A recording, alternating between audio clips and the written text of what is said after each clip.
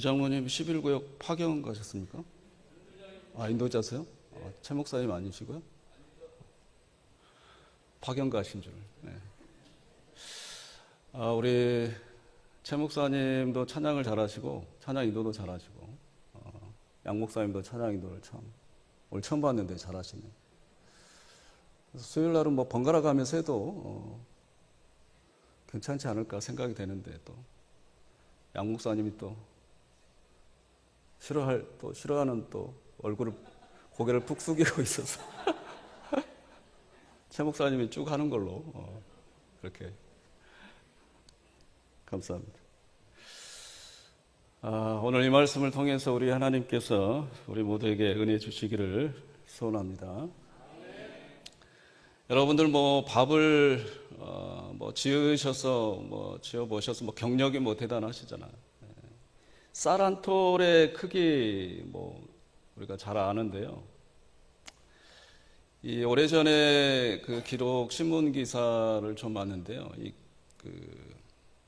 김대환 씨라고 있습니다. 이분이 이 쌀에 글을 새겼습니다.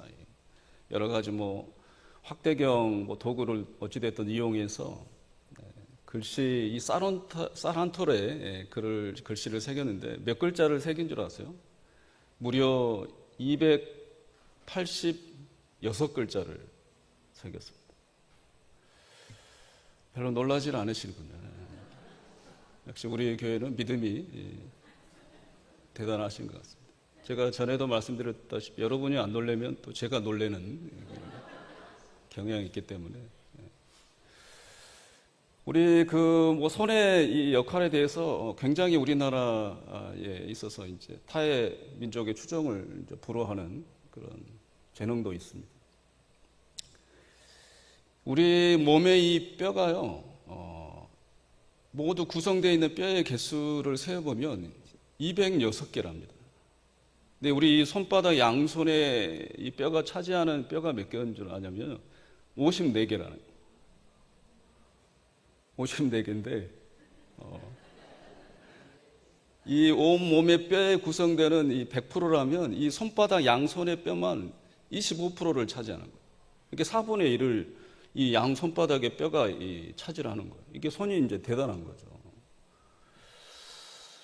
그래서 이 손에 대해서 여러 가지 이제 극찬에 대한 기능적 표현들이 있습니다. 이 손이 제2의 뇌다, 이렇게 말을 하고요.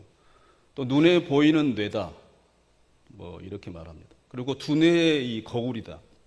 이 뇌의 하나의 반사체 카피된 뇌다, 이렇게 얘기를 하고, 또 마음의 이 대행자다. 이게 마음이 안 보이잖아요. 근데 손이 이제 그 마음으로 마음에 대해서 표현해 준다. 이런 얘기를 하는데 손이 굉장히 중추적 역할을 하고 있습니다. 이 히랍 철학자 아낙사고라스라는 사람이 있는데 이 사람이 또 이 손에 대해서 극찬을 했어요.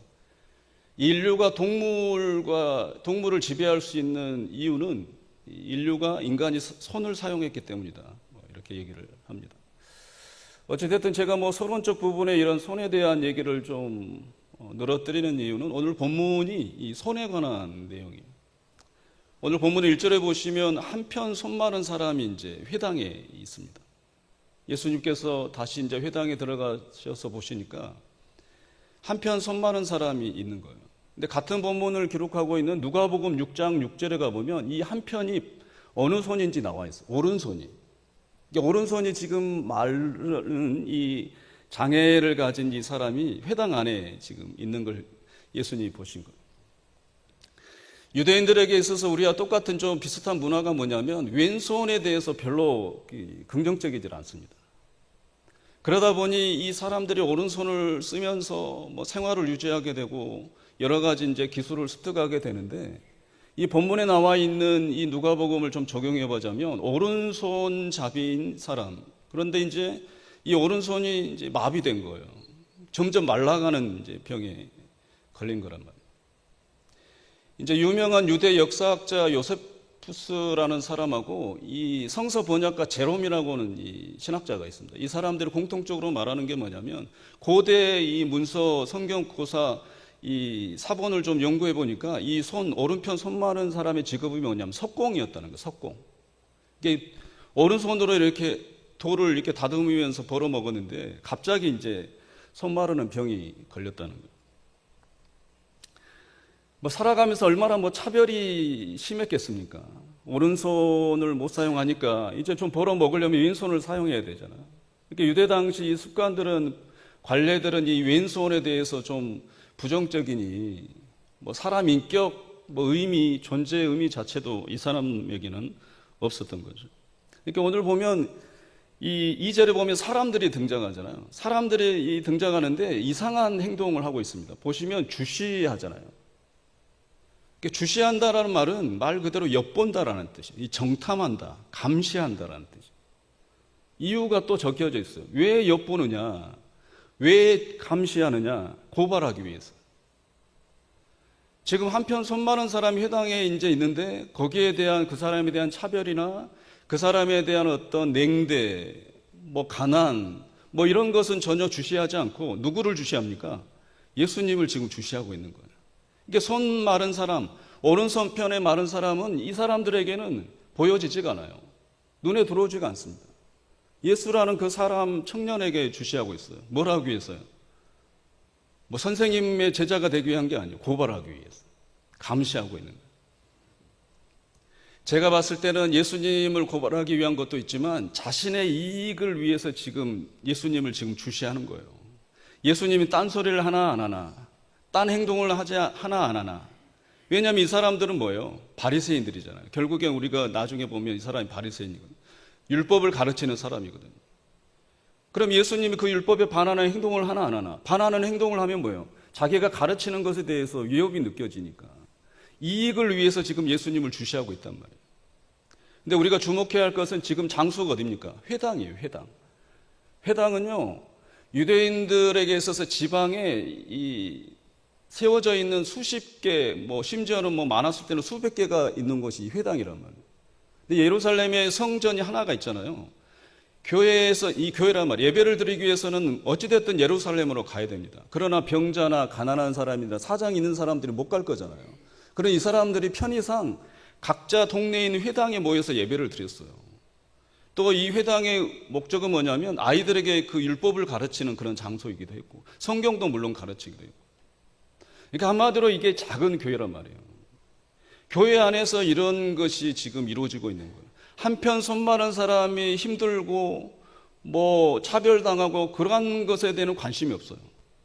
이 성경을 가르치는 이 바리새인들은 지금 예수님을 주시하고 있는 이유가 뭐냐면 자신들의 이익이 손해가 될까 봐, 자기의 어떤 가르침에 대한 이상한 예수라는 사람이 행동을 하지 않을까 봐 지금 노심초사하고 자기 이익 때문에 이제 불안불안하면서 쳐다보고 있는 거예요. 회당이라고 하는 교회 안에서 감시가 있고요, 견제가 있고요, 그 다음에 나에게 이익이 반하는 이런 것에 대해서는 비판이 막 쏟아지는 거예요. 사랑하는 성도 여러분, 오늘날 교회에는 이러한 모습들이 있어서는 안 되는 거예요. 한국교회에 만약에 이런 모습이 있다면 사라지기를 주의 이름으로 간절히 소원합니다. 그걸 위해서 우리는 또 기도해야 되는 거예요. 회당 안에서 우리가 보여지는 게 손 한편 마른 사람, 뭐 한 일주일 동안 가난하면서 억울한 그런 사람들이 우리 눈에 띄어야 된다는 거예요. 내 이익과 어떤 사람의 목적을 위해서 그 사람들이 보여지지 않는 그런 교회는 참 서글퍼요.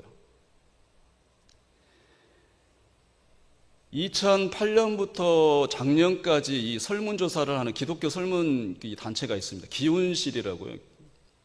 기독교 실천운동이라는 이 단체가 있는데 이 단체에서 매년마다 이 무작위로 설문조사를 해요. 이 교회에 대한 신뢰도가 어떠냐, 또 목사에 대한 신뢰도가 어떠냐, 이런 것을 설문조사했단 말이에요. 총 작년까지 7번의 설문조사를 했습니다. 근데 작년에 설문조사가 2월 달에 서울에서 한국 기독교 100주년 기념관에서 열렸는데요. 거기 설문조사 결과는 여태껏 6차례 결과보다 교회나 목사에 대한 무작위 평가가 10%가 떨어졌어요. 10%가 더 부정적으로 이미지가 됐다는 거예요. 구체적인 항목을 제가 좀 들여다봤는데요. 10명 중에 2명이 목사와 교인들에 대한 긍정평가를 했어요. 그럼 8명은 뭐예요? 목사와 교인에 대해서, 교회 다니는 사람들에 대해서 나는 신뢰 못하겠다.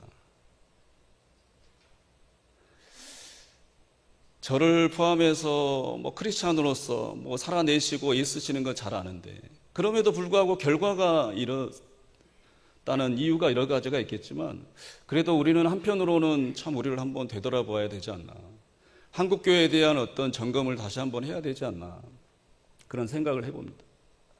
우리 봉산교회가 더욱더 지금까지 잘 달려오셨지만 앞으로도 이런 서로 감시하고, 오늘 본문에처럼 회당 안에서 한편 손 많은 사람, 말라가는 이 병자조차도 관심이 없는 거잖아요. 그러나 우리 교회만큼은 앞으로도 더욱더 이런 사람, 소외되는 사람 없이 서로 관심 갖고 서로 챙겨주고 서로 눈에 띄는, 그래서 격려하는 우리 교회가 더욱 되시기를 주의 이름으로 축원합니다. 6절에 보시면 말씀드린 대로 이 사람들이 지금 주시하고 자신들의 이익이 손해가 될까 봐 지금 안절부절하는 사람들이 바리새인들란 말이에요. 이 바리새인들이요, 얼마나 성경에 능통하냐면요, 성경의 율법을 다 지켰을 뿐만 아니라 심지어는 성경에서 내려오는 격가지의 이 사본들, 전승들을 다 또 모았어요. 공부를 했단 말이에요. 구전, 입으로 전해 내려오는 이 전승들도 또 수집하고, 그것을 손으로 필사를 해서 정석권 엮어놓은 책이 뭐냐면 미시나라는 책이 있어요. 미시나. 성경 말고 또 이 두꺼운 이 책을 만들었단 말이에요. 우리 선조들이 내려온 생활 습관, 성경에 기반한 어떤 태도, 이런 것들을 다 필사해서 만들어 놓은 게 미시나예요.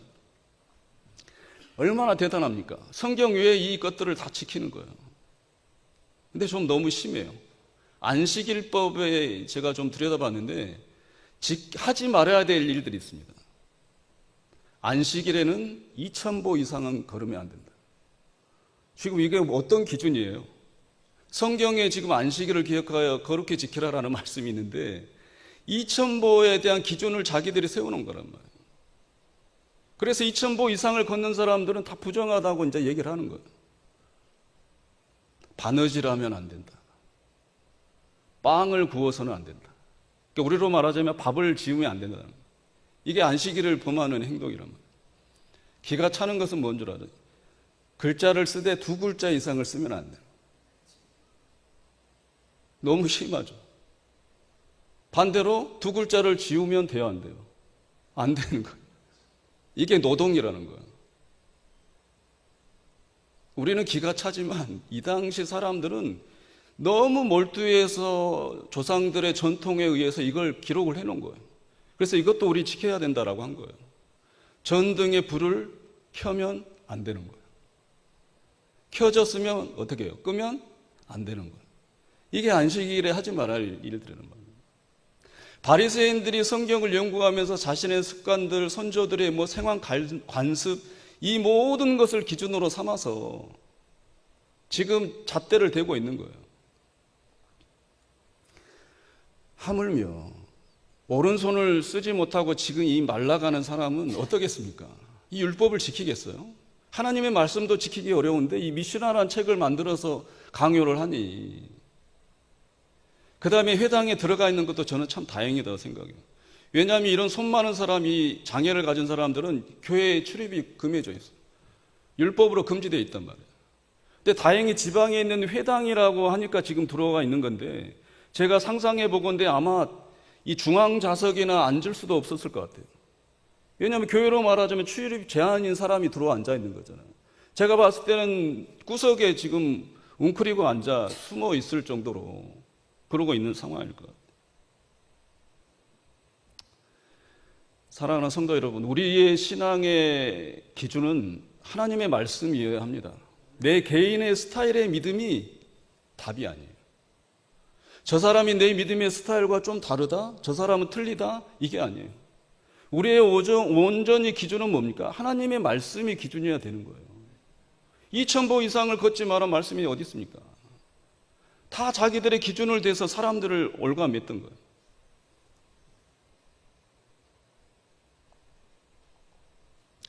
인간관계를 불안하게 만드는 이 언어적 유희의 얘기인데요. 세 가지 이 개가 있다잖아요. 개견자 아시죠? 개견자. 견자를 써서 첫 번째 선입견, 두 번째는 편견,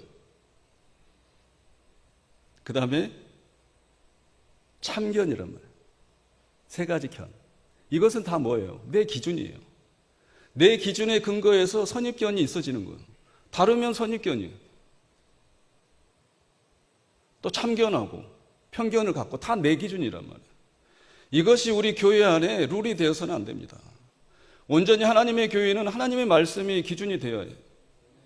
우리의 룰이, 우리의 참견이, 선입견이, 편견이, 참견이 하나님의 말씀에 위배되면 그것은 우리가 버려야 되는 거예요. 깨뜨려야 되는 거예요.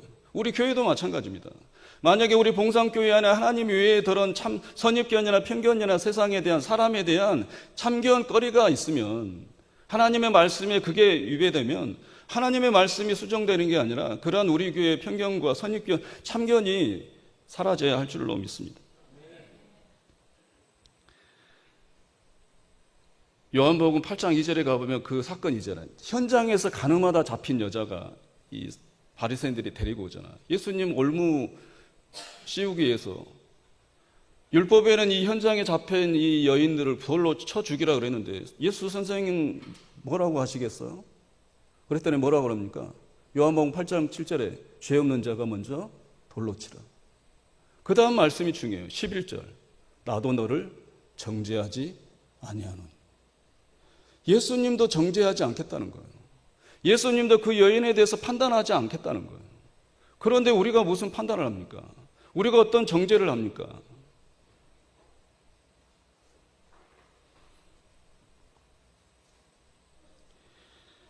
여러분, 사스퍼거 증후군이라고 들어보셨죠? 사스퍼거 증후군은 이 신조어입니다. 신조어. 사스퍼거 증후군이라는 말은 뭐냐면 공감을 할 줄 모르는 병이에요. 장애예요. 그러니까 나밖에 모르는 거예요.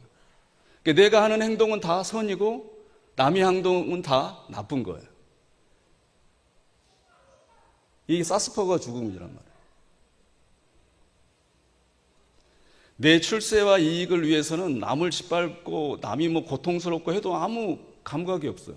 사스퍼거 증후군.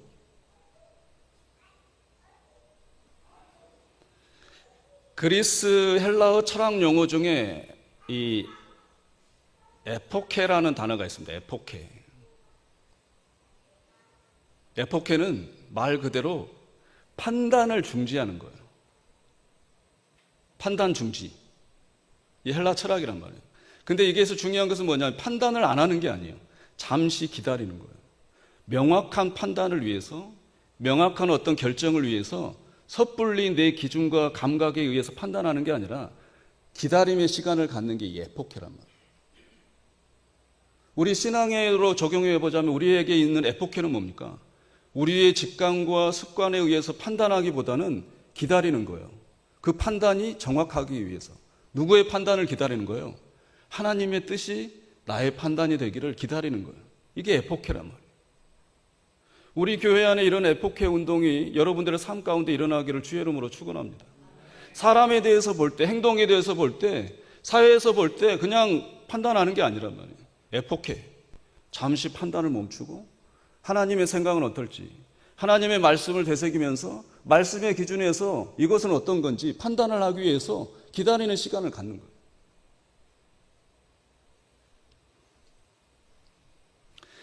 여러분 책 좋아하시는 분들은 잘 많이 들어보셨을 헨리 나우엔이라는 그 기독교 영성가가 있는데요. 하버드대 교수였잖아요. 근데 이제 그 교수직을 내려놓고 이 장애인이 6명밖에 안 되고 스텝이 4명 있는 그 소그룹 단체에 가서 이제 봉사를 했어요. 책으로도 펴냈는데 이 헨리 나우엔이 섬겼던 그 장애우 이름이 아담이란 말이에요. 아담. 일거수일투족을 다 도와주는 거예요. 학교 갔을 때도 픽업하고. 근데 동기 교수들이 하루는 찾아왔어요. 아니 그 명석한 두뇌를 가지고 대학교 가서 학생들을 가르치고 후학을 가르치는 게 더 효과적이지 않냐. 왜 이곳에서 그런 장애의 우리를 돌보고 있느냐? 당신 같은 사람이. 그래서 이 헨리 나우먼이 이렇게 대답했어요. 그는 내 친구요, 선생이요, 영적 지도자이며 나의 목사다. 매일 아담과 보내는 2시간이 나를 변화시키고 있다. 그와 함께 있는 동안 나는 그를 돌보는 모든 활동을 넘어 내면에서 들려오는 사랑의 소리를 듣는다. 그 시간은 순수한 선물이요, 묵상의 시간이다. 우리는 함께 하나님의 어떤 부분과 만나고 있었다. 아담과 함께 나는 거룩한 존재의 현존을 알았고 하나님의 얼굴을 보았다. 우리의 모든 판단이 사라지면 어느 누구에게나 해서 하나님을 배울 수 있어요. 하나님을 만날 수 있단 말이에요. 장애우든 가난한 사람이든 뭐 교회에서 우리가 전혀 출입할 수 없다라고 정지한 그 사람에게조차도 우리에게 있는 에포케가 있다면 그런 사람들에게서조차도 우리는 하나님을 만날 수가 있어요. 그런 하나님의 음성에 민감하는 우리 귀한 성도님들 되시기를 주의 이름으로 축원합니다. 그렇다면 오늘 본문의 이 바리새인들은 왜 이렇게 왜곡이 됐을까요? 답이 또 5절에 있습니다.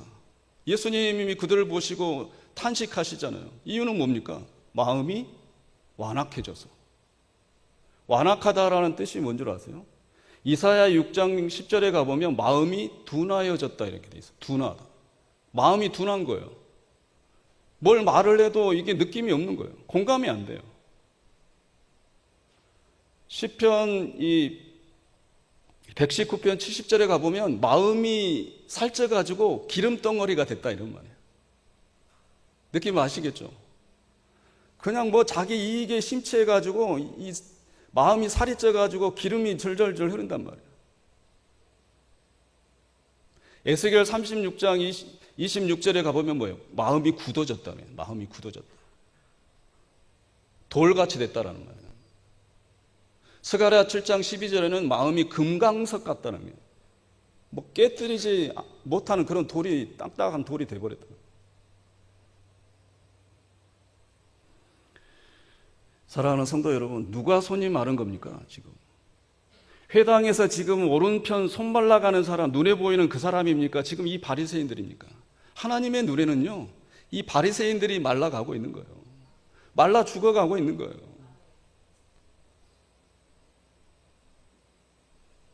마태복음 4장 17절에 예수님께서 그러잖아요. 회개하라, 천국에 가까웠느니라. 회개가 뭔 줄 아세요? 그 언어를 살펴보면 생각을 바꾸는 거예요. 행동을 바꾸는 게 아니에요. 아까도 말씀드렸잖아요. 생각을 바꾸면 행동이 바뀌어지는 거예요.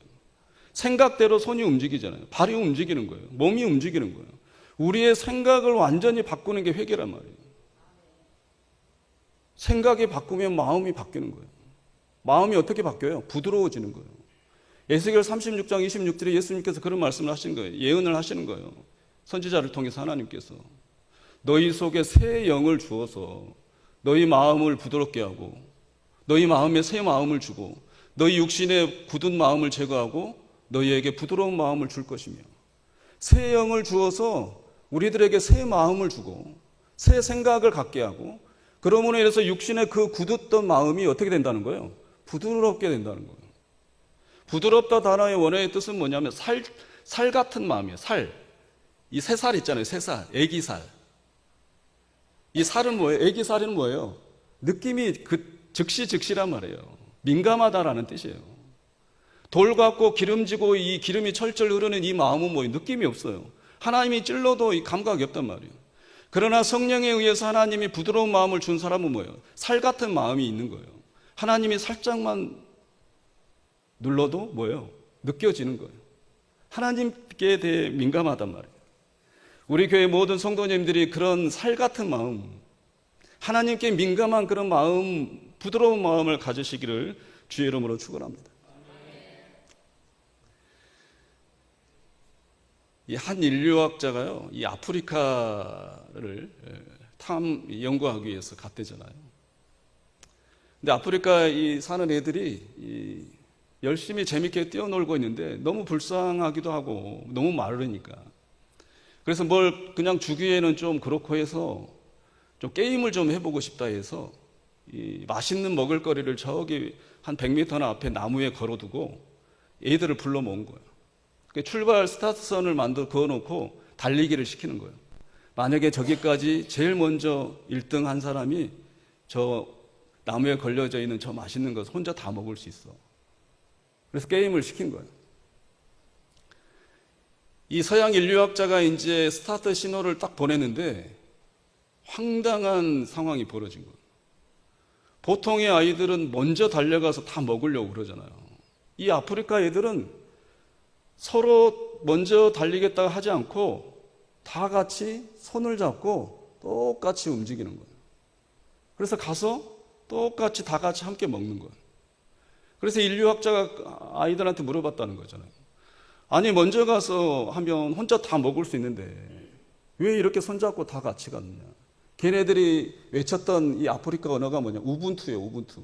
따라서 해볼까요? 우분투. 우분투. 다른 사람이 슬픈데 왜 나만 행복할 수 있겠어요? 라는 뜻이에요. 다른 사람들이 힘든데 내가 행복하면 무슨 의미겠어요? 라는 뜻이란 말이에요.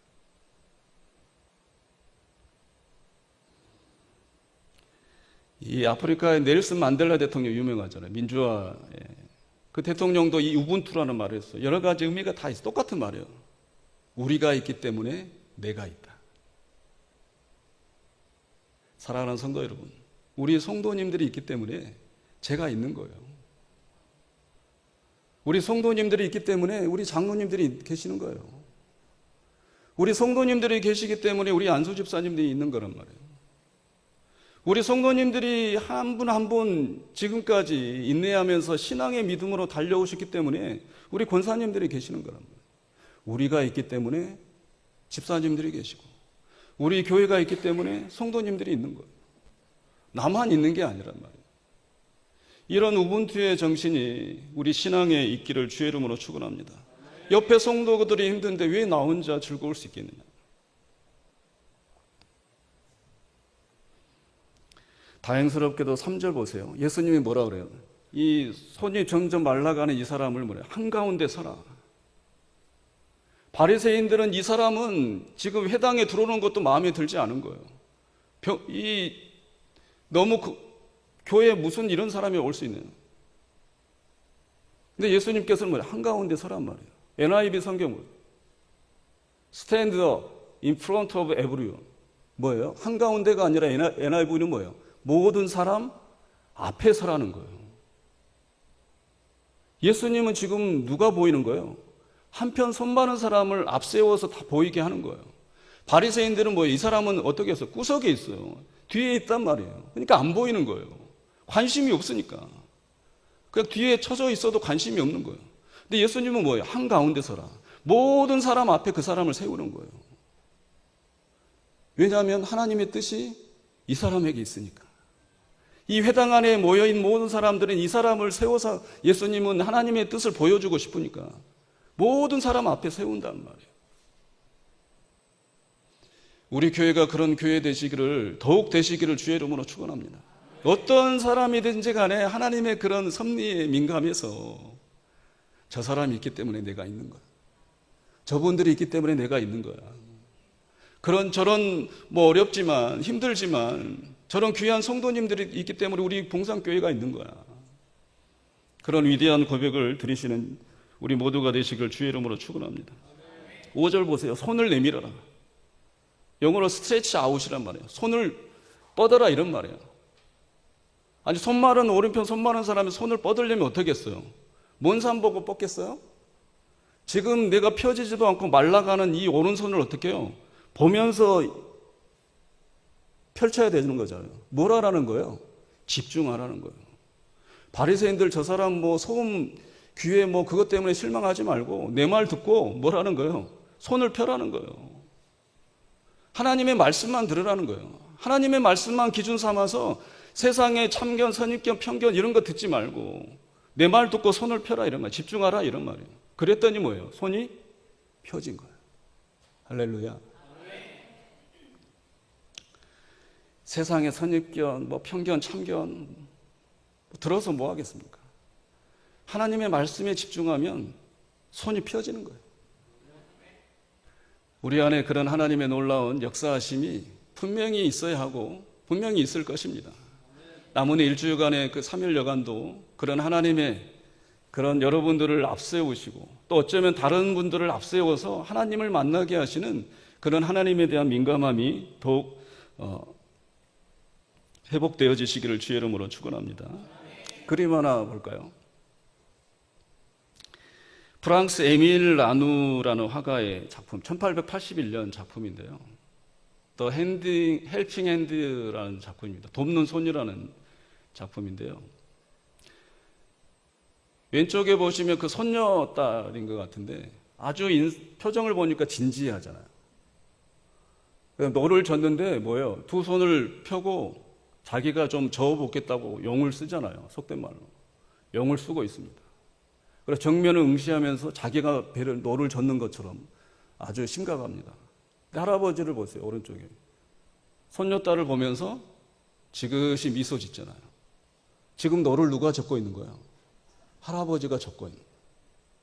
근데 손녀는 지금 뭐예요? 내가 젓는 것처럼 지금 힘을 쓰듯이 뭐 도움도 되지 않는 그 고사리 같은 손 힘으로 지금 노를 젓고 있는 거예요. 사랑하는 성도 여러분, 우리는 하나님만 믿고 손만 내밀면 되는 거예요. 하나님의 말씀만 믿고 그냥 손만 내밀면 되는 거예요. 우리 하나님께서 노를 저으시는 거란 말이에요. 우리 인생의 노를 저으시면서 우리 인생의 그 배의 목적지까지 우리 하나님께서 저어 가신다 이런 말이에요. 우리는 다른 거 필요 없어. 손만 내밀면 되는 거예요. 손을 내밀어라. 손을 내밀어라. 내 말씀을 듣고 집중해라. 세상의 편견과 찬경과 뭐 선입견 이거 신경 쓰지 마라. 그것 때문에 지치지 마라. 신경 쓰지 말고 어깨 축 처져 있지 마라. 내 말을 믿고 손을 내밀어라. 그러면 우리가 손을 내밀었을 때 노를 저어서 힘을 우리가 영을 쓰는 것 같지만 사실 하나님이 노를 저어서 우리가 다다라야 할 그 목적지까지 우리 하나님이 노져 가십니다. 사랑하는 성도 여러분, 우리의 삶 가운데 하나님의 그 놀라운 은혜를 발견하면서 고백하시는 우리 모두 되시기를 주의 이름으로 축원합니다. 우리 교회 안에서는 어떤 사람도 또 우리가 어떤 사람에게도 하나님의 그 뜻을 발견하고 그 하나님을 만날 수 있는 우리 건강한 우리 봉상교회 더욱 되시기를 주의 이름으로 축원합니다. 이 일주일 남은 3일 여간도 손만 펴세요. 손만 내밀으세요. 여러분들의 남은 그 인생의 그 배를 우리 하나님이 노저 가실 줄로 믿습니다. 그런 위대한 신앙 고백으로 남은 한 주간도 승리하시기를 주의 이름으로 축원합니다.